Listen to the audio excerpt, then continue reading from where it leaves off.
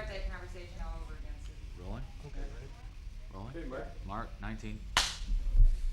Also, don't forget the little one here. You got a bike too? No? You might get one for Christmas, right? Here. Good, good. And this will tell you about protecting the bicycle. Thank you. And you can come in anytime and we'll get you square red. Thank you. Okay. Now, you live right here in the area, right? Yes, sir. Okay. Where about? 1899 Okay. Here, would you take this? This is some other information. Anytime you come in, you're welcome to have anything that's in here. Here's something for you. This is McGruff, the crime-fighting dog. It's a cartoon. Okay, now don't forget, and I'll tell you friends, all right, about the bike license, and then it's only $1. Okay, and it's very important because if your bike is ever stolen, we can trace the bike back to you, okay? So tell your friends at Holcomb School to come on up here and see me, and we'll be glad to help you. Thank you. Bye.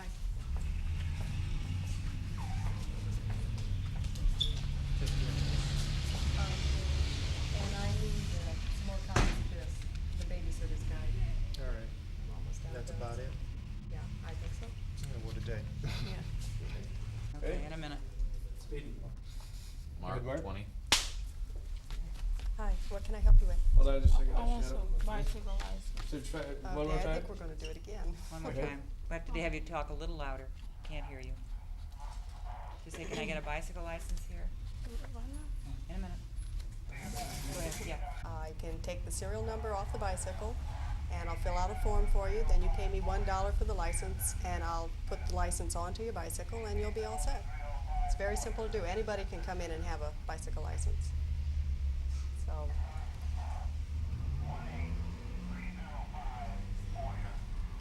Thank you. do you have any other questions? Hold on, what was that again? Thank you. I'll do turn it. They're going to be One more time. editing this thing a lot. Say thank you again. Say thank you. Want me to turn? Thank you. You're welcome. Do you have any other questions about things like mopeds? Do you have a moped? No, No. you guys can walk out if you could. See ya. Bye-bye.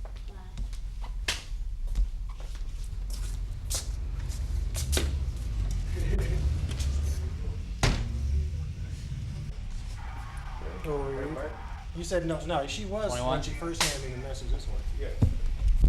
Can you get closer? And talk about it. This phone call, the lady just called, wants you to return a call to her. It's about an issue on her block. Did she state what the issue was? Yeah, she wants to schedule a block club meeting. Okay, did she say what week, anything? Did she give a date? No, she wanted to see what was convenient with your schedule. Okay, we'll probably have to set her up for next month. Probably her call back. What time she can be home? She said any time was convenient for her. Okay, then we'll give her a call back and set up a meeting probably for next month for Neighborhood Watch. Okay, sounds good. Excuse me for a second. Go ahead and talk with him.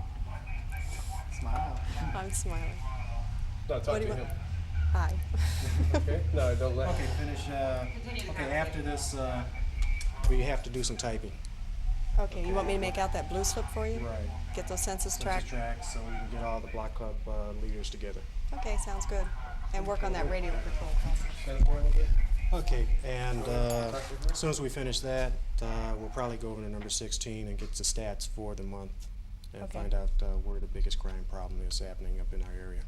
Okay, so 22.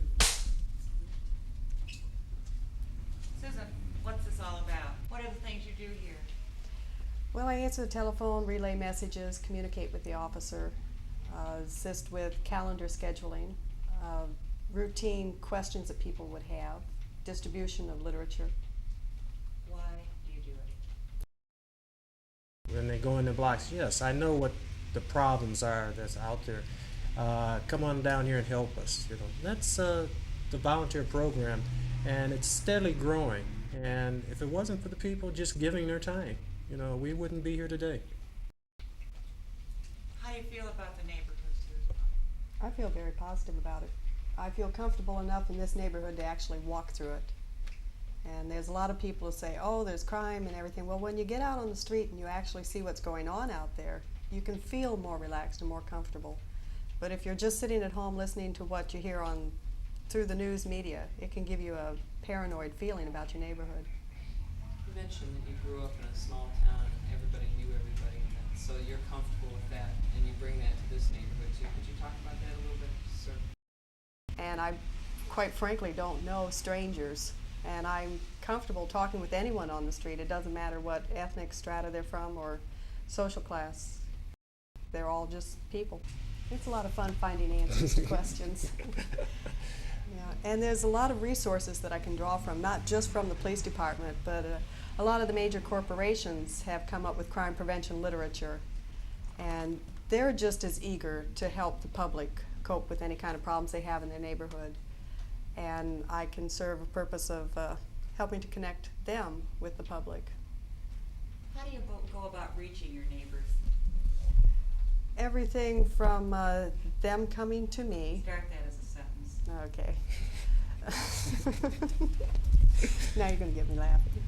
We found out a lot of times that going out and starting a neighborhood watch program, as a police officer, as a civilian volunteer, they'll come up and spend some time, or they would like to have a party up here for the kids in the neighborhood or whatever. And that also goes with the business people. They're getting more involved in the communities around here. A lot of the business people have donated stuff to different blocks for their block parties during the summer months. But it's ideal of just talking to the people, and once they explain their problems and once you help them with their problems, then you have a lot closer relationship. What are the kinds of things you get, what are the kinds of things you are able to deal with in this neighborhood, such as out of film? Okay, we gotta talk about that B&E thing you told us yesterday, how the neighbors actually. And vehicle identification. It's gonna be 23. Speed? You know what you're gonna start Mark, talking about? 23. No, not good. What is it that you can do here? What are the programs that you can become involved in? Well, we can do all kinds of things like vehicle identification number etching, where the identification number of the cars are actually etched onto the window glass. And this can be done either on a daily basis where people can just come in throughout a given period of time, or it could be something scheduled for a block club where we can actually go out onto a block area and have several blocks participate in the program and come out and we'll do the program for them. There's no charge for that. That's a free service from the Detroit Police Department. And the purpose of the edging is a deterrent to crime. It's supposed to slow the person down to make them think, well, maybe I'll go steal another car because of the vehicle is edged. It's part of the vehicle. If they cancel that part, say your windshield, that's a pretty piece of a lot of money right there. So it's the same purpose as what we have as Operation Identification, engraving your valuables with your driver's license number. It's ideal that we can link the person back to a crime that has happened. And the program was originally started by AAA. We have picked it up, and we've had several different mini stations who have advertised. They have a well turnout of people coming out and getting their vehicle edged for the purpose of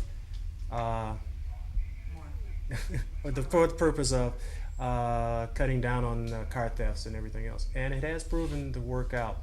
Right now they're trying to get the automotive companies to put the VIN numbers on a lot more parts, where it will cut down. It is a deterrent to crime, and it makes the thief think before he wants to steal the car. Other programs that we do have, we do go into the schools.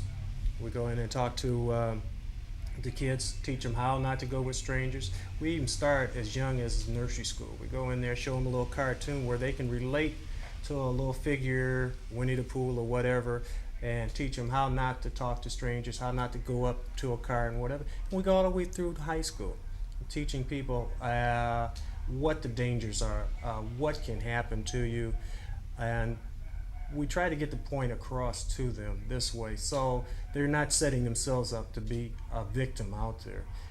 We have shown in many cases it has cut down on the crime out there when they realize something is happening, and instead of standing there and being afraid, they turn around and run or whatever. They remember what we told them, and through the years because the program does start in nursery school, goes through high school, so eventually somewhere they retain all this information that we do give them.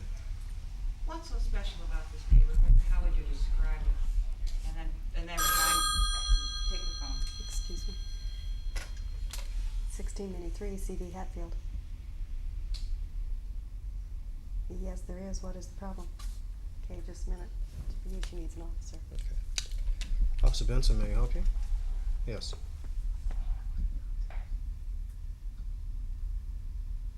Okay.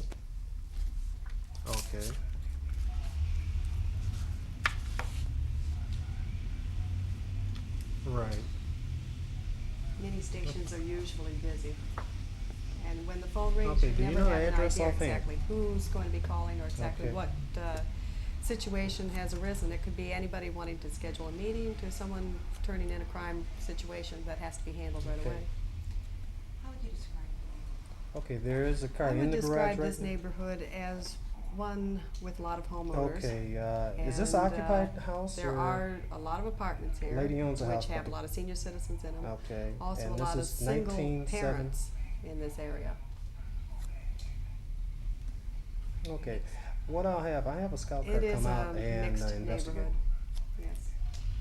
Mm-hmm. Okay, I'll have a car come out and we'll take care of it. Okay. Matter of fact, I'll be out. Ottawa Block Association, which covers a 6 Uh-huh. square mile area. It's the Northwest Evergreen Losser Community Organization.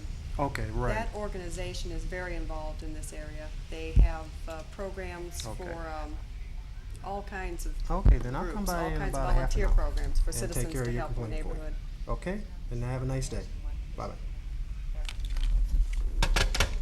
Is there something I can help you with? Yeah, and we got a car, this house really, and we're gonna turn over to commercial auto theft because it's a known place where they've been stripping cars. The information just came from a concerned citizen that lives on the block. So we'll get a hold of commercial auto theft and have them come out and investigate it. And remind me to tell them there is a dog in the backyard too. Okay. But right fine. now, there is a stolen car. Okay. Okay. I'll type up that She couldn't slip get the then license tonight. number. Yeah. Okay, and I came in at 5:30. Is this typical? Is this routine? Yes, it is. You do have concerned citizens that, you know, want to be involved but hate to give their name or something. So this is confidential between the police department and the individual called it in. This information here is on a chop shop. She lives on the block. She has noticed these cars come into the garage, being stripped, pushed back out on the street the next day. So this is part of the neighborhood watch. This is what we stress when we do go out and do a meeting in the neighborhood, for them to just call us and give us the information and let us go out and investigate it. And we always tell them that, you know, your name will not be mentioned, so there's no recall on something happening to them. And with that, you know, we get whole lots of information. We get information on chop shops, we get information on drug houses, and people get really involved, just like we did a meeting last night, and it's the funniest thing you ever heard. But one of our block security chiefs, she had us all in stitches last night. And what, you know. Yeah, she's a sweet lady, in her 70s, and she saw a person who she had never seen on the block before. And so she just checked him out a little bit more thoroughly and observed some of the yards that he was going into, and got a description, called 911, and turned in the description. She notified the police and had them on their way. And by the time the officers got there, he had broken into a side window and an alarm had gone off. The officers were there. Yeah. And she, you know, she really, you know, she was right on the case, and, you know, she wanted all the information. She had to get the information so she could tell a group about it. And it really fitted in with the meeting because it brought out another point of, if you did see something happening in your block and everything, to pass the word to your neighbor so everybody could get together and work together. And that's the name of the game. But, you know, she was right there. She wouldn't go in the house, and she wanted all the information. She even found out where the guy lived. You know, she had to have all the information on this thing. But she's a very good person. And this is what makes the blocks work, especially up here in the Northwest area. You know, we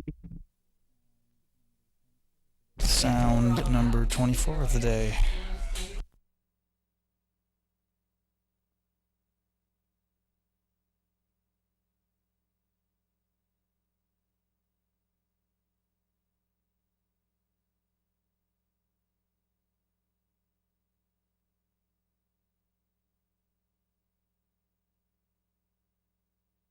Yep, and we got speed. Good work. 24. Yeah, one thing we really found out by going out in the neighborhoods is how people are really buying new homes, investing in their homes, and really working towards bettering the neighborhood. We have several blocks that have went out and invested in lights for their yards, the streets, pole lights, and they're really working together. And this is what it does take, you know, as the community gets more involved and helping us as police officers, we can clean up a lot and help a lot of people. Don't you think so, sir? No, I definitely agree with you. It does take all of us and the people volunteering and the neighbors and everybody else out there to really bring the city around. And it is working, and we can see it in our figures.